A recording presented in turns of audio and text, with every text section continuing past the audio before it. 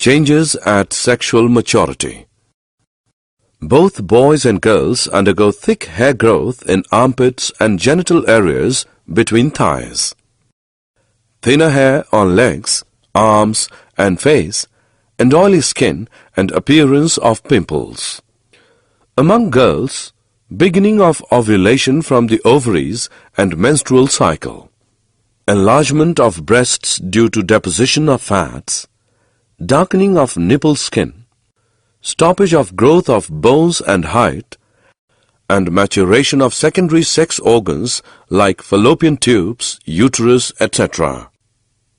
Among boys, the germ cells of seminiferous tubules of testes start producing sperms. Secondary sex organs like prostate gland, penis, etc. undergo maturation. Penis becomes enlarged and erect either in daydreams or during night.